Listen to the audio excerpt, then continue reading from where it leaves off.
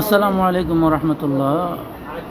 অনেকেই বাচ্চাদেরকে বিভিন্ন জায়গায় পাঠাতে এবং বাচ্চারা বিভিন্ন ধরনের সমস্যা অসুস্থতায় থাকে, এগুলো নিয়ে অনেক পেরেশানি থাকেন। ছোট্ট একটা দোয়া আছে হাদিসের মধ্যে, যে দোয়াটা আমরা যদি সকলেই পড়ি এবং আমল করি এবং ওই দোয়াটা পড়ে যদি বাচ্চাদেরকে নিয়মিত ফু দিই, তাহলে আশা করি বাচ্চারা সকল ধরনের বিপদ আপদ এবং অসুস্থতা থেকে নিরাপদ থাকবে।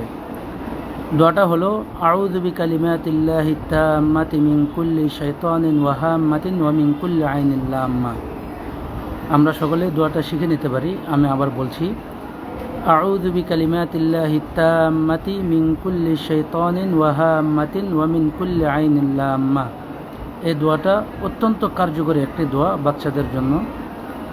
আমরা যদি প্রতিদিন এই দোয়াটা পড়ে বাচ্চাদের শরীরে ফু দিই, তাহলে বাচ্চারা অবশ্যই ইনশাল্লাহ আশা করা যায় সকল ধরনের বিপদ আপদ থেকে নিরাপদ থাকবে এবং সকল বিপদ থেকে হেফাজত থাকবে। দোয়াটা আমি আবার বলি, সকলে শিখে নেবেন। আউযু বিকালিমাতিল্লাহি তাম্মাতি মিন কুল্লি শাইতানিন ওয়া হাম্মাতিন ওয়া মিন কুল্লি আইনিন লাম্মা।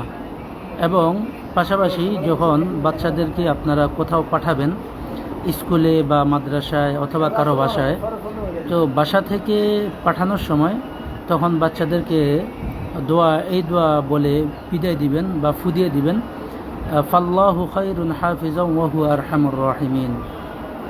এই দোয়াটা হযরত ইয়াকুব আলাইহিস সালাম যখন হযরত ইউসুফ আলাইহিস সালামকে ওনার ভাইদের সাথে পাঠাচ্ছিলেন, তখন এই দোয়াটা বলেই বিদায় দিয়েছিলেন। এই দোয়ার বরকতেই আল্লাহ তাআলা পরবর্তীতে ইউসুফ আলাইহিস সালামকে সকল বিপদ আপদ থেকে রক্ষা করেছিলেন। আমরা সকলেই বাচ্চাদেরকে যে কোনো জায়গায় পাঠানোর সময় এই দোয়াটা বলে বিদায় দিব, ফাল্লাহু খায়রুন হাফিজাও ওয়া হুয়া আরহামুর রাহিমিন। ইনশাআল্লাহ আমাদের বাচ্চারা নিরাপদ থাকবে, সুস্থ থাকবে। আসসালামু আলাইকুম ওয়া রাহমাতুল্লাহ।